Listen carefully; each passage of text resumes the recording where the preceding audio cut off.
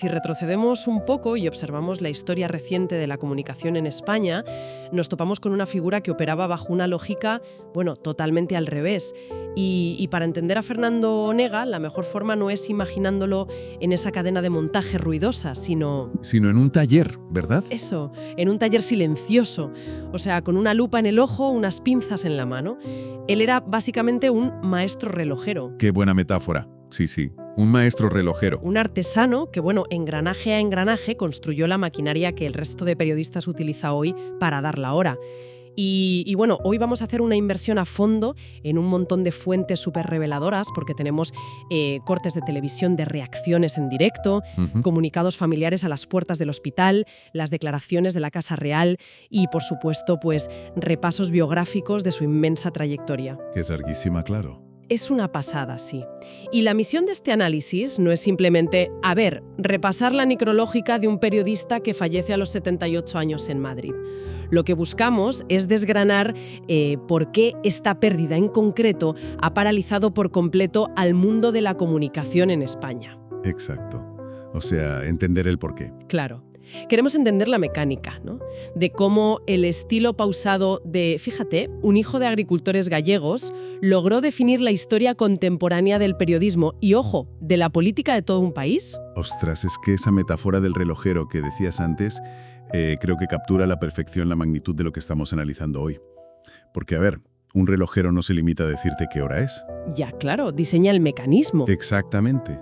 Diseña el sistema interno. O sea, la cadencia, el ritmo, para que el tiempo tenga sentido, ¿sabes? Cuando revisamos los obituarios y las columnas de opinión que inundaron la prensa tras la noticia, el denominador común no es solo la tristeza, Ya. no es solo qué pena que se ha ido un locutor. Eso es, no es solo la pérdida de un locutor. Es el reconocimiento de que se ha detenido un metrónomo. Un metrónomo que marcaba el paso de la cordura mediática en España. Su manera de hacer periodismo obligaba al oyente y al lector a frenar. Y en un ecosistema mediático que, como decías, vive de la aceleración constante, Perder al que pisa el freno, uff. claro, perder a la persona que sabía pisar el freno genera un vértigo inmenso en toda la profesión. Es un vacío enorme. Y fíjate, para medir la escala de ese vértigo, resulta inevitable observar dónde pegó más fuerte el impacto inicial, porque fue de una crudeza televisiva que, ostras, rara vez presenciamos en directo. Ya lo del programa. Sí, el anuncio se produce en riguroso directo en el programa Y ahora son soles. Y claro, el peso de ese momento es que Sonsoles Onega, la presentadora y directora del espacio, pues es su hija. Claro, es que imagínate la situación. Madre mía, es que ver a un equipo de televisión teniendo que articular en directo el fallecimiento del padre de su propia compañera, es que rompe por completo la cuarta pared del periodismo. Ya no es una escaleta de contenidos aséptica, ¿sabes? No, para nada. Es la vida real golpeando el plató. Exacto. Es ver cómo el deber informativo choca de frente con una tragedia personal devastadora y además a la vista de millones de espectadores. Y fíjate, el análisis de esa emisión en directo revela muchísimo sobre la tensión emocional del momento. Porque las fuentes muestran cómo el equipo asume las riendas ante la ausencia lógica de la presentadora, claro. Claro, ella no podía estar. Y emitieron un mensaje de apoyo que, ostras, trascendía el mero compañerismo. Se dirigieron a Sonsoles, pero también a sus hermanos, a Cristina y a Fernando, estructurando un mensaje que era en el fondo un abrazo público. Y lo más revelador vino en las horas posteriores. Ah, sí, a las puertas del hospital, ¿verdad? Sí. La familia organizó una comparecencia a las puertas del hospital Ramón y Cajal. Y lo hicieron aplicando lo que podríamos llamar la escuela Onega. O sea, con esa contención, ¿no? Totalmente. Salieron visiblemente destrozados, obviamente, pero a dar las gracias. Articularon un agradecimiento muy meditado hacia el trato del equipo médico, hacia el respeto absoluto de sus colegas de profesión y hacia las autoridades. Es un acto de elegancia comunicativa en el momento de mayor vulnerabilidad personal. ¡Qué barbaridad, sí! Y en esa misma comparecencia hubo una frase pronunciada por sus hijos que para mí funciona como, no sé, la clave de todo este fenómeno. Dijeron que su padre fue un poco padre de esta profesión. ¡Ostras, qué gran frase! Es que es brutal. Y esa afirmación así tan abstracta tomó forma física inmediata en la Capilla Ardiente, que, recordemos, se instaló en la Casa de Galicia, en Madrid, y bueno, estuvo abriendo ininterrumpidamente desde las 10 de la mañana hasta las 9 de la noche. Y las colas que había, tela. Sino casi como una peregrinación. Por allí desfilaron políticos de todos los signos, periodistas de cadenas rivales, oyentes anónimos. Y aquí, fíjate, me surge un debate que me parece fundamental plantear. A ver, dime. O sea, vivimos en una sociedad que ha desarrollado una especie de coraza de cinismo frente a las noticias de última hora, ¿no? Consumimos tragedias deslizando el dedo por la pantalla del teléfono, casi anestesiados. Sí, inmunizados al drama, totalmente. Eso es. Y sin embargo, esta noticia detuvo las rotativas emocionales de un país entero. Y yo te pregunto, ¿estamos ante un nivel de luto público excepcional por la figura en sí? ¿O es más bien, no sé, el último vestigio de una época de consensos que ya no existe? Uf, qué buena pregunta. Pues a ver, el nivel de consenso que vimos en esa Capilla Ardiente es una anomalía estadística en la España de hoy, sin duda. Ya, es rarísimo ver a todos de acuerdo. Claro, si diseccionamos el ecosistema actual, el modelo de negocio de muchos comunicadores se basa en cultivar un nicho hiperpolarizado, ¿sabes? Se busca ser como el líder espiritual de los tuyos, retroalimentando sesgos constantemente. Sí, decirles a los tuyos lo que quieren oír. Exacto. Y la diferencia estructural con Fernando Onega es que él no representaba una facción ideológica, representaba la credibilidad institucional del propio medio. Las fuentes lo definen repetidamente como un faro. La gente acudía a él no para que le masticara la opinión y le dijera a quién odiar hoy. Qué gran verdad, sí. Sino para entender las coordenadas reales de lo que estaba sucediendo, ¿no?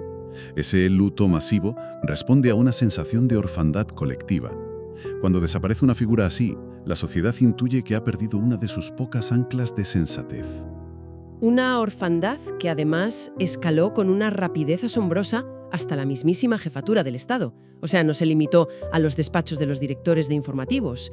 La reina Leticia se personó en la Capilla Ardiente, allí en la Casa de Galicia. Sí, fue muy sonado. Y los detalles que recogen las crónicas sobre su visita aportan un valor incalculable a esta inmersión, porque se alejó muchísimo del frío protocolo institucional, ¿sabes? Claro, habló desde su propia experiencia. Rememoró cómo, para los estudiantes de la Facultad de Ciencias de la Información, allá por los años 90, Fernando Onega no era un simple referente, era una figura inalcanzable. Era como el estándar de oro por el cual se medía la calidad periodística. Y fíjate, la visita de la reina contiene una carga simbólica que merece ser desgranada. Porque las notas de la Casa Real especifican que el rey Felipe VI no pudo acudir debido a un compromiso ineludible. Tenía un acto previo con un colectivo de personas con parálisis cerebral. Ah, claro, la agenda de Casa Real, claro. Eso es. Ante esa ausencia, la reina Leticia asumió la representación, pero le imprimió un carácter profundamente profesional. Hubo un componente humano, evidentemente, de ir a arropar a Sonsoles Onega. Pero las declaraciones de la reina a los medios allí congregados, fueron una declaración de intenciones. ¿Qué dijo exactamente? Bueno, lo debo.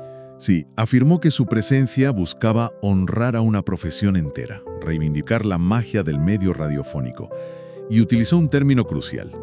Dijo que iba a honrar a un profesional artesano. ¡Ostras! Ahí volvemos a la metáfora del principio. Tal cual. Esa palabra artesano nos devuelve directamente al relojero. Al relojero totalmente.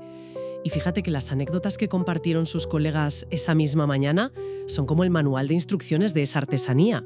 O sea, hay una historia concreta que relató Javier Ferrari que de verdad me parece que ilustra la mecánica de su trabajo mejor que cualquier teoría. Ah, la de las cartas de los oyentes, ¿no? Buenísima. Esa misma. Ferrari explicaba cómo Onega tenía la costumbre de leer las cartas de los oyentes en antena con un ritmo tan extremadamente pausado, tan calculado, que los técnicos de sonido, al otro lado del cristal, en la pecera, entraban en pánico. Claro, es que en la radio el silencio asusta. Madre mía, imagínate, se quedaban mirando los monitores desesperados, sufriendo por esos silencios prolongados, en pleno directo, esperando a que el locutor llegara por fin a la palabra clave, a ese «sin embargo». Ese conector era como el pivote sobre el que giraba todo su análisis. Es que es brutal. Lo fascinante de esa anécdota de la pecera es que demuestra que el silencio, en sus manos, era una herramienta acústica de primer orden, ¿sabes? Ya, no era un fallo. Claro. En la radio, el silencio suele ser el mayor enemigo. denota un fallo técnico o que el presentador se ha quedado en blanco.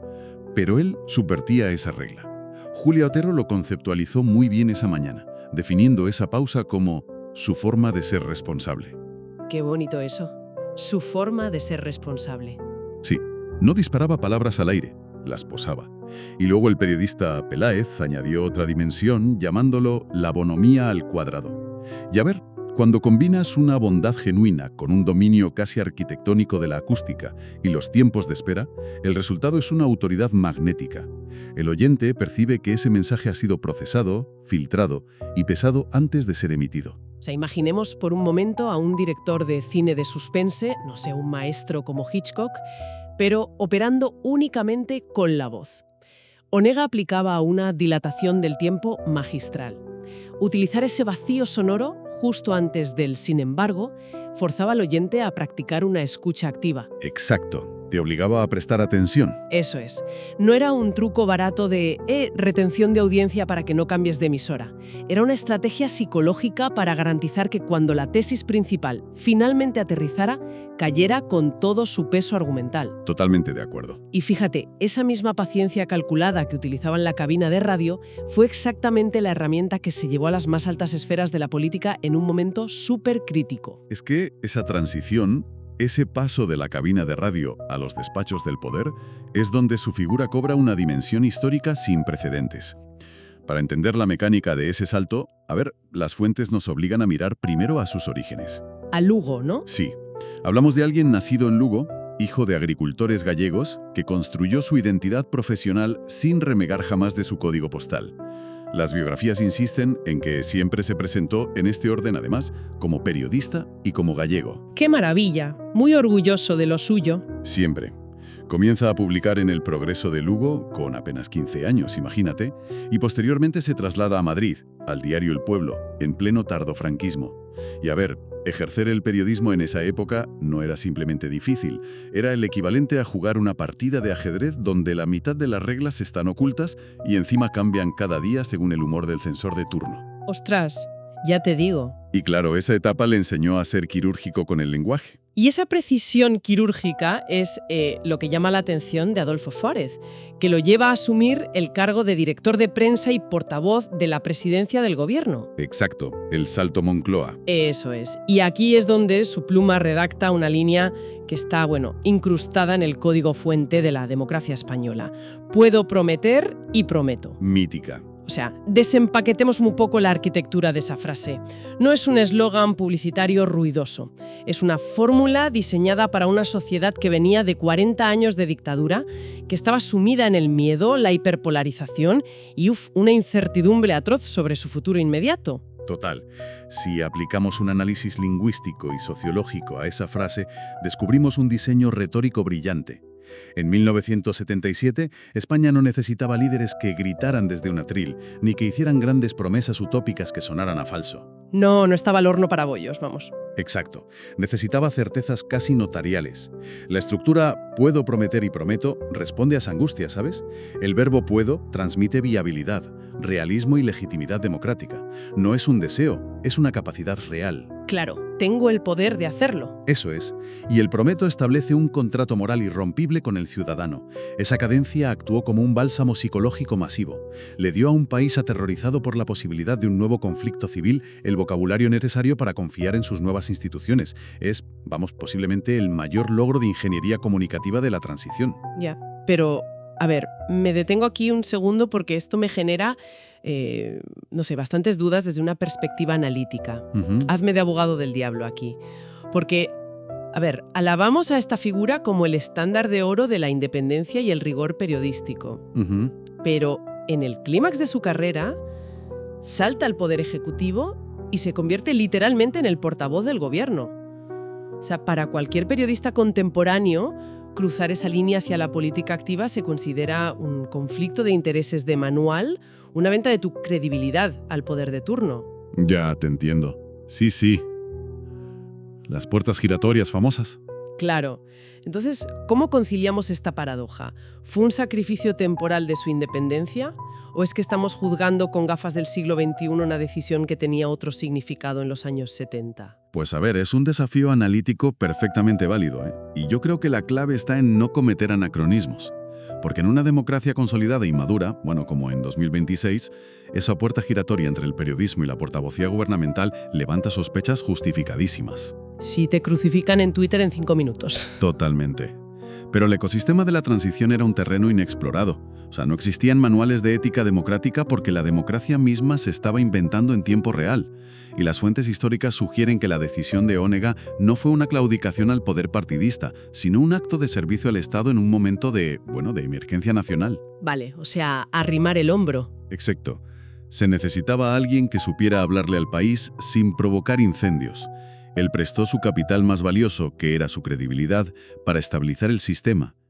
Y fíjate, la prueba del algodón de que no se dejó devorar por la maquinaria política es lo que hizo después.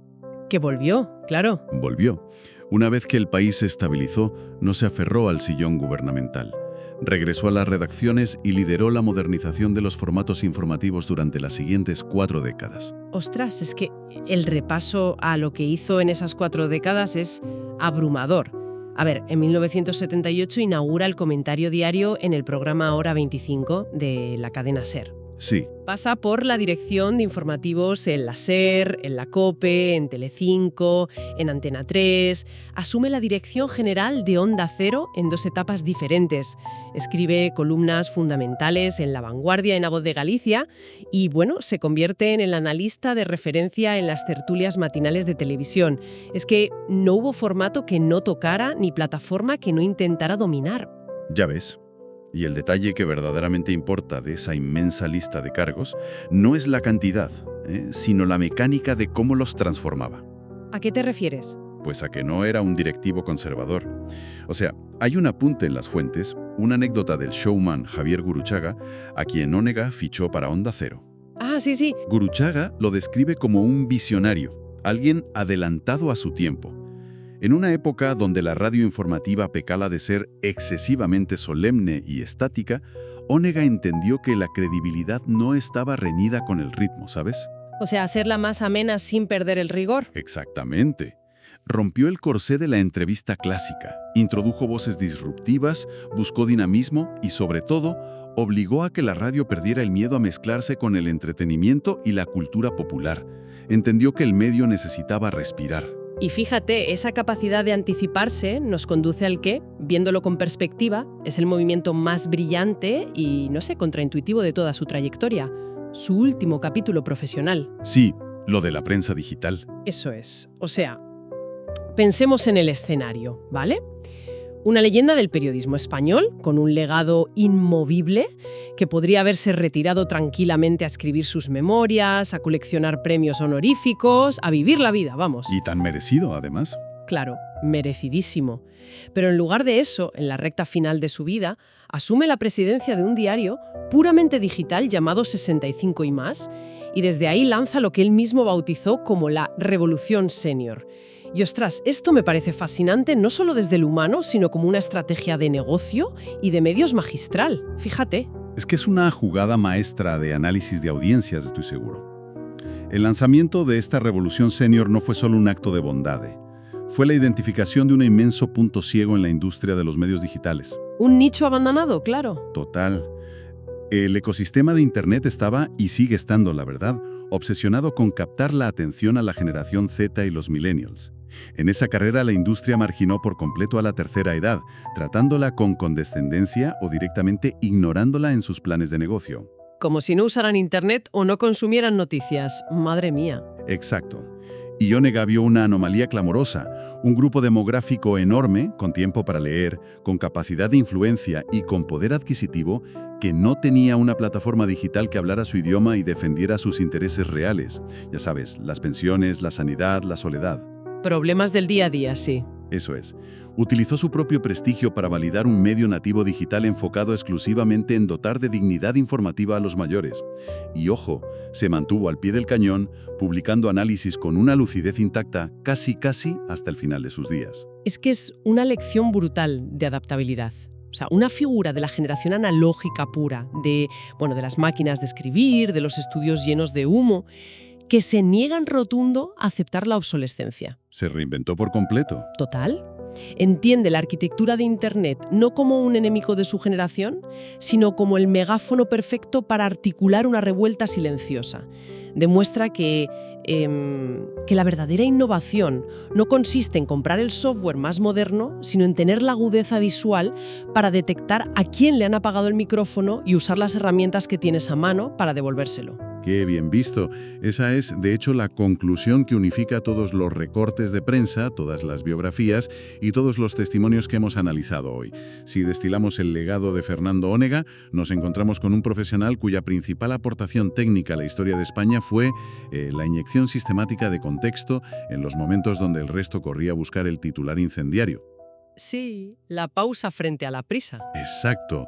En una industria que premia cada vez más la estridencia, el enfado permanente y la exageración, él construyó una carrera entera yendo a contracorriente.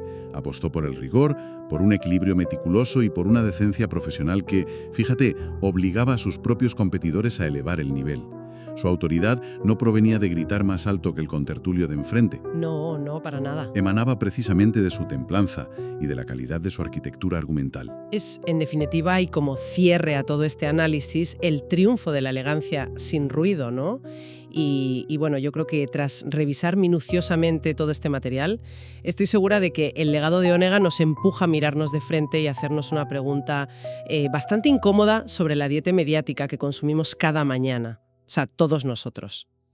Sí, es para pensarlo. Claro, porque si lo pensamos bien, en un ecosistema intoxicado por la sobreinformación algorítmica, donde la polarización extrema es un modelo de negocio súper rentable y la atención caduca en segundos, hemos perdido la paciencia indispensable para valorar al artesano.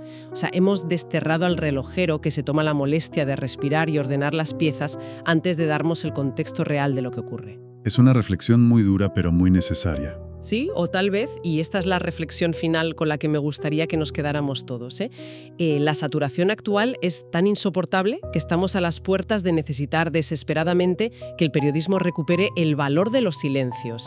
Quizá, solo quizá, si conseguimos apartar la vista de las notificaciones rojas durante un segundo, todavía seamos capaces de entender que el sin embargo sigue siendo la palabra más importante de la historia.